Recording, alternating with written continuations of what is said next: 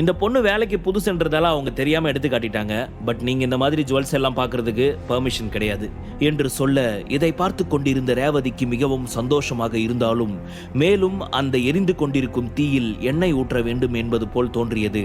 தனது பிளானை எக்ஸிக்யூட் செய்ய ஆரம்பித்தாள். இங்க பாருங்க மேனேஜர், நீங்க விஷயம் தெரியாம பேசிட்டு இருக்கீங்கன்னு நினைக்கிறேன். உங்களுக்கு ஒரு விஷயம் தெரியுமா? இங்க நிக்கிறாங்களே மேடம் சுரபி, இவங்க புருஷோத்தமன் ஜுவல் டிசைனிங் கம்பெனில இருந்து டெர்மினேட் ஆனவ. அதான் இந்த காஸ்ட்லியான டிசைன் பார்த்து இவங்க ஏதாவது திருட்டுத்தனமா போலி நகை பண்ணி விற்கலாம்னு முடிவு பண்ணியிருப்பாங்க போல என்று சொல்ல, விக்ரமிற்கு அது மீண்டும் கோபத்தை வர வைத்தது. சுரபி அவன் கோபத்தை குறைக்கும் விதமாக அவன் கைகளை இறுக பற்றி கொண்டு, ப்ளீஸ் விக்ரம், கொஞ்சம் அட்ஜஸ்ட் பண்ணிக்கோ, நாம் இங்கிருந்து கிளம்பலாம், பிரச்சனை வேணாம் என்று காதுக்குள் சொல்ல, அவளது குரல் விக்ரமின் கோபத்தை தணித்தது. அப்பொழுது ஹாய் ராணா என்ற ஒரு குரல் கேட்டதும் திரும்பி பார்க்க, வா ராஜா, வா வா வா, நீ கரெக்டான டைமுக்கு தான் வந்திருக்க என்று ராஜாவை வரவேற்றான் ராணா. ஸ்டீஃபன் கிங்கின் மகன்தான் இந்த ராஜ். அவன் விக்ரமை பார்த்தவுடன் அவனது கால்கள் சிறிது நடுக்கம் கொடுக்க ஆரம்பித்தது. ராணா பக்கம் திரும்பியவன் மிகவும் அமைதியான குரலில், என்ன ராணா, என்னாச்சு? ஏதோ பிரச்சனை மாதிரி தெரியுது என்று கேட்டவன் மனதிற்குள், கடவுளே, விக்ரம் சார்கிட்ட இவங்க எந்த பிரச்சனையும் பண்ணிருக்க கூடாது. மீறி பண்ணிருந்தா நம்ம ஜுவல் ஷாப் மொத்தமா கூண்டோட திவால் ஆகிடும் கடவுளே என்று நினைத்தவாறு ராணாவை பார்த்துவிட்டு மேனேஜர் பக்கம் திரும்பி, மேனேஜர், நான் கேட்டது காதுல விழுதா இல்லையா? இங்க என்ன பிரச்சனை போயிட்டு இருக்கு? எதுக்காக இப்படியெல்லாம் சண்டை பண்ணிக்கிட்டு இருக்கீங்க என்று அதிகாரமாக கேட்டான். ஆனால் அவன் மனதிற்குள் இருந்த அத்தனை பயம் மட்டும் போகவே இல்லை. ராணா அவனிடம், மேனேஜரை எதுக்கு கத்துற? பிரச்சனை என்னன்னு நான் சொல்றேன். இந்த நிக்கிறாரு இந்த விக்ரம், இவரை நம்ம கடையிலேயே ரொம்ப ரொம்ப காஸ்ட்லியான ஃபர்ஸ்ட் லெவல் நகை வாங்கணுமா, அதுக்காக தான் இவங்கிட்ட 100 ரூபாய் நோட்டு ஏதாவது பாக்கெட்ல இருக்குதான்னு செக் பண்ணிக்கிட்டு இருக்கேன் என்று நக்கலாக சொன்னவன் அங்கு அவர்கள் வந்தது முதல் நடந்த அனைத்தையும் சொல்லி முடிக்க, டே ராணா, உனக்கு கொஞ்சம் கூட அறிவே இல்லையாடா என்று பல்லை கடித்து கொண்டு கோபமாக கேட்டவன் அவன் கன்னத்தில் பலார் பலார் என்று அறைய ஆரம்பித்தான். டே ராஜா, இப்ப எதுக்காக என்ன அடிக்கிற என்று கேட்க, பின்ன இப்படி பைத்தியக்காரன் தனம் பண்ணா உன்னை அடிக்காம தூக்கி மடியில வச்சு கொஞ்சுவாங்கன்னு நினைச்சிட்டு இருக்கியா? பேசுறதுக்கு முன்னாடி யார்கிட்ட பேசுறோம், என்ன ஏதுன்னு தெரியாம பேசுவியா? நீ இந்த கடையில இருக்க தகுதியே இல்லாதவன். இப்பவே உன்னோட அப்பாவுக்கு கால் பண்ணி உங்களோட பிசினஸ் பார்ட்னர்ஷிப்பை இப்பவே நான் கேன்சல் பண்றேன் என்று சொன்னதும் அதை கேட்ட ராணாவிற்கு அதிர்ச்சியானது. இவனை பேசுனதுக்காகவா என்ன போட்டு இப்படி அடி பண்ணி? இங்க பாரு ராஜ், நீ பண்றது எதுவுமே சரியில்லை. கேவலம் சாதாரண ஒரு ஆளுக்காக எங்க கூட இத்தனை வருஷமா வச்சிருந்த பிசினஸ் பார்ட்னர்ஷிப்பை மட்டும் நீ வேணான்னு சொல்லல. என்னோட இத்தனை வருஷம் ஃப்ரெண்ட்ஷிப்பும் நீ வேணான்னு சொல்றதுக்கு சமண்டாது என்று சொன்னதும் ராஜ் கோபமாக, தேவையில்லடா, யாருக்கு வேணும் உன்னோட ஃப்ரெண்ட்ஷிப்? விக்ரம் சார மரியாதை இல்லாம பேசுற எவனோ என் கூட பிசினஸ் பார்ட்னர்ஷிப் வச்சுக்கணும்னு அவசியமும் கிடையாது, அதே சமயம் எனக்கு ஃப்ரெண்டா இருக்கணும்னு அவசியமும் கிடையாது என்று கத்தியவன் தன் ஜுவல் ஷாப்பை மட்டுமே காப்பாற்ற வேண்டும் என்பதில் குறியாக இருந்தான். ராஜிற்கு ஏனோ மனதிற்கு கஷ்டமாக இருந்தது. இத்தனை வருடம் தன்னுடன் பழகியதில் இவன்தான் மிகவும் நல்ல நண்பன் என்பதை உணர்ந்தவன் அவனை விடவும் மனமில்லாமல், அதே சமயம் விக்ரமிடம் அவன் பேசியதற்கு என்ன செய்வது என்று அவன் மனதை எப்படி சரி செய்வது என்றும் புரியாமல் குழம்பி தவித்தான். ஆனால் ராணா அங்கிருந்து கிளம்ப போவது அவன் மனதிற்கு மிகவும் கஷ்டமாக இருந்தது. அதனால் மெதுவாக அவன் காதருகே சென்றவன், இங்க பாரு ராணா, இப்போ உன் முன்னாடி நிக்கிறது சாதாரண ஆள் கிடையாது. ஆதித்யா ஃபேமிலி தெரியுதானே உனக்கு? அவங்களோட ஒரே வாரிசு தான் இவரு, Vikram Aditya. He is a very very powerful person என்று சொல்ல, ராணாவிற்கும் அவன் என்ன சொல்கிறான் என்று அப்பொழுதுதான் புரிந்தது. ஏண்டி, நீ எத்தனை நாள் இந்த மாதிரி எனக்கு இவனுக்கும் நடுவுல இருக்கிற ஃப்ரெண்ட்ஷிப்பை கலட்டி விடணும்னு ஆசைப்பட்டு சுத்திக்கிட்டு இருந்த? மரியாதையா நீ இங்கிருந்து கிளம்பு. ராணா, எதுக்காக இப்படி நடந்துக்கிற? இவனுக்காக நீங்க 2 பேரும் சண்டை போட்டுக்கிட்டு அந்த கோவத்தை என் மேல எதுக்கு காட்டுற? ராணா, உனக்கு என்ன பைத்தியமா இவ்வளவு ஹாஷா பிஹேவ் பண்ற என்று கேட்க, இங்க பாரு, நான் உன்னை லவ் பண்ணவும் கிடையாது, அதுவும் இல்லாம நான் உன்னை கல்யாணம் பண்ணிக்கிறேன்னு இது வரைக்கும் சொன்னதும் கிடையாது என்று அவன் சொல்ல, ஏய் என்று விக்ரம் போட்ட ஒற்றை சத்தத்தில் அந்த இடமே அதிர்ந்தது. இவனோ பொதுவாக பெண்கள் எல்லாம் பணத்தாசை பிடித்தவர்கள் என்று சொன்னது அவனுக்கு அது தனது சுரபியையும் சொன்னது போல் இருக்கவும் ராணாவை மிரட்டினான். சாரி சார், சாரி சார், நான் ஏதோ கோவத்தில் தெரியாம பேசிட்டேன். இந்த மாதிரி பணத்தாசை பிடிச்ச ஒருத்தி கூட நம்ம சுரபி மேடம் நம்ம கம்பேர் பண்ணவே மாட்டேன். அவளெல்லாம் நம்ம சுரபி மேடமுக்கு காலுக்கு கீழே தான். இப்ப தயவு செஞ்சு என்ன மன்னிச்சிடுங்க என்று சொல்லிவிட்டு ரேவதி பக்கம் திரும்பியவன், ஆமா, நீ இன்னும் இங்கிருந்து கிளம்பாம நின்னுகிட்டு இருக்கியா என்று சொல்லி அவளை பிடித்து வெளியே தள்ளினான். ரேவதிக்கு அது மிகவும் அவமானமாக இருந்தது. அதுவும் சுரபி முன்னால் தான் போட்ட சீன் வீணானதை நினைத்து அழுதவாறே அங்கிருந்து கிளம்பி சென்றாள். அப்பாடா, ஒரு வழியா நாம எந்த பிளானும் பண்ணாம அதுவா ஒரு பிளான் எக்ஸிக்யூட் ஆகி அந்த குள்ள கத்திரிக்காய் நம்மளை விட்டு ஓடி போயிட்டா. இதுக்கு மேல நானும் என் பேபி கூட ஜாலியா டைம் ஸ்பெண்ட் பண்ண போறேன் என்று நினைத்து சந்தோஷப்பட்டவன் அதீத காதலோடு அவளது கைகளை பிடித்தான். சுரபியும் அவனுடன் நடந்து சென்று காருக்குள் அமர்ந்து கொள்ள அவர்கள் கிளம்பிய கார் நேராக மிகப்பெரிய ஓயாசிஸ் ஹோட்டல் முன் வந்து நின்றது. அதை ஹோட்டல் என்று சொல்வதற்கு பதிலாக ஹோட்டல்களின் ராஜா என்றே சொல்லலாம். அத்தனை அழகாக கலைநயத்துடன் கட்டப்பட்டு இருந்தது அந்த ஹோட்டல்.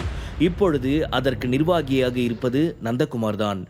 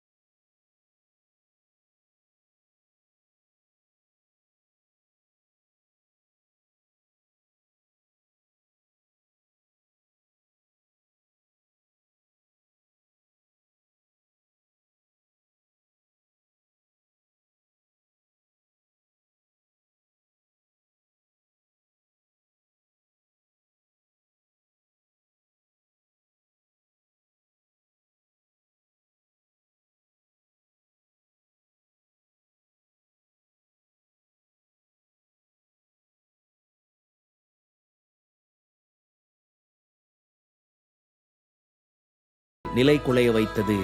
அதே சமயம் சுரபியின் மனதும் அந்த பாடலாலும் அந்த சூழ்நிலையாலும் தள்ளாட ஆரம்பித்தது. அத்தனை நேரம் அவனது கைகளில் இறுக்கம் கொடுக்காது இருந்தவள் இப்பொழுது அவன் கைகளை இறுக பற்றினாள். அந்த அழகிய காதல் பாடல் விடாது இசைக்க ஆரம்பித்தது. விக்ரம், உண்மையாவே இந்த இடம் ரொம்ப அழகா இருக்குது. நான் இதுவரை இந்த மாதிரி ஹோட்டல்ல சாப்பிட்டதே இல்லை. செம பிளேஸ் இது என்று சொல்லிக்கொண்டே அவள் சிறு பிள்ளை போல சுற்றும் முற்றும் வேடிக்கை பார்க்க அவனது கண்களுக்கு அவள் மிகவும் கியூட்டாக இருந்தாள். இவ மனசுக்குள்ள நான் இருக்கனான்னு எனக்கு தெரியல. ஒரு நேரம் என்கிட்ட பாசமா பேசுறா, ஒரு நேரம் என்ன ரொம்ப ஆசையா பேசுற மாதிரி எனக்கு தோணுது. நானும் என் மனசுக்குள்ள இருக்கிறத சொல்லி இவ கூட வாழ்க்கை ஃபுல்லா சேர்ந்து வாழணும்னு ஆசைப்படுறேன்.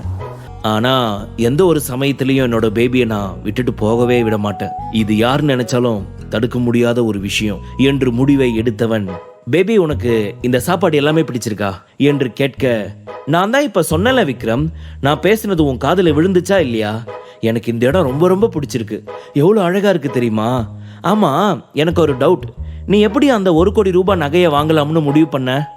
உன்கிட்ட அந்த அளவுக்கு காசு இருக்குதா என்ன என்று அவள் கேட்க, பேபி நீ அதை விடு, நான் உனக்கு இன்னொரு சர்ப்ரைஸ் வச்சிருக்கேன் என்று சொன்னான் அவன்.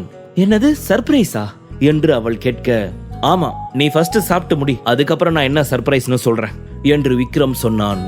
ஹே விக்ரம், ப்ளீஸ், எனக்கு சர்ப்ரைஸ் இருக்குன்னு சொல்லிட்டு அதை பத்தி எதுவுமே சொல்லாம சாப்பிட சொன்னா நான் எப்படி சாப்பிட்றது? ஓகே விக்ரம், என்ன சர்ப்ரைஸ் வச்சிருக்க காமி என்று அவனது கைகளை பற்றியவாறு கேட்க, அவளது கண் அழகும் இதழ் அழகும் அவனை ஏதோ செய்தது. தன்னை மறந்து அவன் தனது பாக்கெட்டிற்குள் இருந்த அந்த கிஃப்ட் பாக்ஸ் ஒன்றை எடுத்து அவள் கைகளில் கொடுத்தான். கைக்கு அடக்கமாக இருந்த அந்த கிஃப்ட் பாக்ஸை ஓபன் செய்தவளின் கண்கள் அகல விரிந்தது. விக்ரம், நான் இதை உன்கிட்ட இருந்து எக்ஸ்பெக்ட் பண்ணவே இல்லை. அப்ப ராஸ்கேல், நீதான் அன்னைக்கு இதை ஏலத்துல வாங்க வச்சிருக்க என்று அந்த ஜுவல்ஸை பார்த்தவாறு கேட்டாள் சுரபி. பின்ன இந்த மாமாவை பத்தி நீ என்ன நினைச்சிட்ட பேபி? உன்னோட மாமா உன்னை சவால்ல இருந்து தோக்க விட்டுருவனா? அது எப்பவுமே நடக்காது என்று சொன்னவன் அன்று நடந்த அந்த ஏலத்தில் சுரபிதான் ஜெயிக்க வேண்டும் என்பதற்காக விக்ரம் தான் அதை தனக்கு தெரிந்த ஆளை விட்டு விலை கொடுத்து வாங்க வைத்திருந்தான். இதை இப்பொழுது சுரபி கண்டுகொண்டாள். எனக்காக இவ்வளோ செலவு பண்றான், இதுக்கான பணம் இவனுக்கு எங்கிருந்து வருதுன்னே தெரியல. கண்டிப்பா இன்னைக்கு இதை பத்தி கேட்டே ஆகணும் என்று நினைத்தவள் அவனிடம், இங்க பாரு விக்ரம், உனக்கு இதுக்கான பணம் எல்லாம் எங்கிருந்து கிடைக்குது? அங்க கடையில என்னன்னா எனக்காக 1 கோடி ரூபாய் பணம் செலவு பண்ணி அந்த நகையை வாங்குற, இங்க இந்த ஹை காஸ்ட்லி கிஃப்ட், இவ்வளோ பணம் உனக்கு எங்கிருந்து கிடைக்குது என்று அவள் கேட்க அவனோ சிரித்து கொண்டே, அதெல்லாம் எதுக்கு பேபி இப்ப கேட்குற, நீ அதை பத்தி எல்லாம் கண்டுக்காத, நான் உனக்கு இன்னொரு பிளான் வேற பண்ணியிருக்கேன்.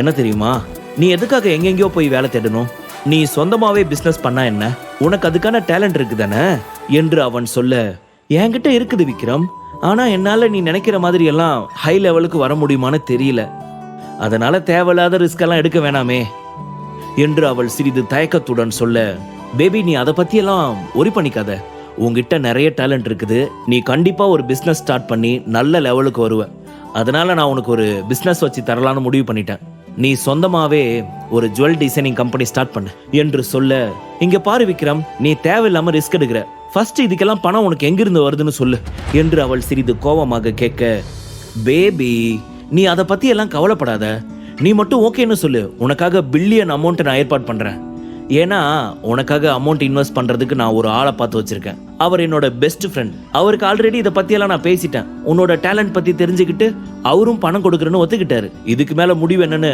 நீ தான் சொல்லணும் என்று விக்ரம் சொல்ல, சுரபியோ, விக்ரம் நீ தேவையில்லாம எனக்காக ரிஸ்க் எடுத்து உன்னோட லைஃபை ஸ்பாயில் பண்ணிக்காத என்று சொல்ல, இங்க பாரு பேபி, நான் என் லைஃபை நீதான்னு சொல்லிக்கிட்டு இருக்கேன், ஆனா நீ தான் இன்னும் என்னை தனியா பிரிச்சு பேசிக்கிட்டு இருக்க, எனக்கு நீ வாழ்க்கையில சந்தோஷமா இருக்கணும், அது மட்டும்தான் முக்கியம், அதுக்காக நான் எவ்வளவு ரிஸ்க் வேணும்னாலும் எடுப்பேன், இந்த பணம்லாம் எனக்கு ஒரு பெரிய விஷயமே இல்லை, உனக்கு உதவி பண்றதுக்கு நல்லவங்க நிறைய பேர் இருக்காங்க, நீ உன் திறமையை மட்டும் நம்பி இதுக்கு ஓகேவா இல்லையான்னு மட்டும் சொல்லு என்று அவன் முடிவை சொல்லவும், அவள் கண்களால் சிரித்துக்கொண்டே சரி என்பது போல் பதில் சொல்ல, தட்ஸ் மை பேபி, இப்ப நீ சொன்னியே இதை தான் நான் உங்ககிட்ட இருந்து எதிர்பார்த்தேன், நீ ஓகே சொல்லிட்டல, இனி உன் மாமாவோட ஆட்டத்தை மட்டும் பாருடி செல்லம் என்று சொன்னவன், சரி அந்த நகையை போடு, நீ அழகா இருக்கா இல்லையான்னு பார்த்து சொல்றேன் என்று சொல்ல, சரி நீயே இதை போட்டுவிடு என்று அவள் சிரித்துக்கொண்டு தனக்குள் வந்த வெட்கத்தை மறைத்துக் கொண்டு அவனுக்கு தனது கழுத்தை காட்டி திரும்பி அமர்ந்தாள். அதன் பின் அந்த அழகான நெக்லஸை எடுத்து அவள் கழுத்தில் மாட்டிவிட வானத்தில் சந்திரன் இருப்பது போல் அவளது கழுத்திற்கு அந்த நெக்லஸ் மிகவும் அழகாக இருந்தது. அதன் பின் அவர்கள் இருவரும்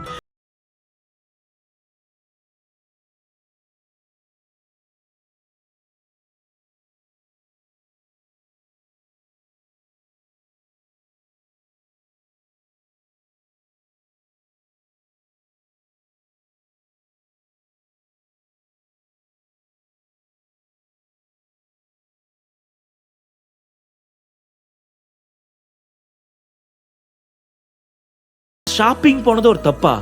எதுக்காக இவ்வளவு கோவமா கத்துறீங்க? நீங்க கோவப்பட்டு கத்துற அளவுக்கு ஒன்னும் நான் எந்த ஒரு பெரிய தப்பும் பண்ணில்லையே என்று சுரபி கேட்க, நான் என்ன சொல்றேன்னு நீ புரிஞ்சிக்கவே மாட்டியா சுரபி? அவன் உனக்கு வேணாம், அவனை நீ உன்னோட லைஃபை விட்டு துரத்து. அவன் உன் லைஃப்ல இருக்கிறது எனக்கு சுத்தமா பிடிக்கல. அவன்லாம் ஒரு ஆளுன்னு நீ எதுக்கு அவன் பின்னாடி போற என்று மீண்டும் ரேணுகா கோவமாக கேட்க, ஐயோ அம்மா, நீங்க விக்ரம் பத்தி தப்பா புரிஞ்சுக்கிட்டு இருக்கீங்க. நீங்க எல்லாரும் நினைக்கிற மாதிரி எல்லாம் அவன் கிடையாது. உண்மையாவே அவன் என் லைஃப்ல எனக்கு நல்லது பண்ணணும் தான் நினைக்கிறான். உங்களுக்கு இன்னும் தெளிவா புரியுற மாதிரி சொல்லணும்னா, அவன் எனக்காக எந்த அளவுக்கு எல்லாம் ரிஸ்க் எடுக்கிறான்னு தெரியுமா?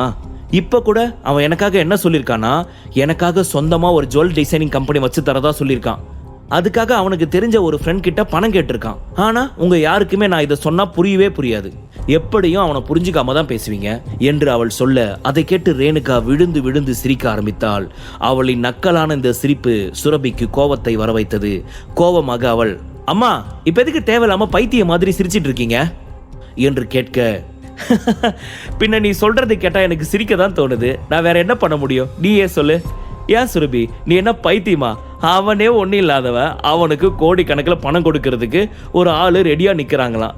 அவன் சொல்றான்னு நீயே அதை நம்பிக்கிட்டு எங்ககிட்ட வந்து சொல்லிக்கிட்டு இருக்க என்று அவள் பல்லை கடித்துக்கொண்டு கோபத்தை கண்ட்ரோல் செய்தவாறு கேட்க, சுரபியோ அதற்கு பின் பதில் ஏதும் பேசாது ரேணுகாவை கண்டு கொள்ளாது புக்கை படிக்க ஆரம்பித்தாள்.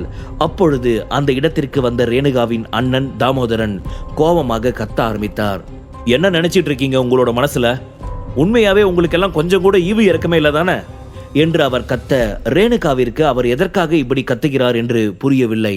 வேகமாக அவரிடம் வந்தவள், ஆனா என்னாச்சு, எதுக்காக இவ்வளவு கோபமா கத்துறீங்க என்று பதட்டமாக கேட்க, ஏன் நான் ஏன் இவ்வளவு கோபமா கத்துறன்ற விஷயம் இன்னுமா உன் பொண்ணு உங்ககிட்ட சொல்லாம இருக்கா என் பொண்ணு எவ்வளவு நல்ல மனசோட உன்னோட பொண்ணுக்கு ஹெல்ப் பண்றேன்னு சொன்னா. ஆனா இப்போ அவ என்ன காரியம் பண்ணிருக்கா தெரியுமா?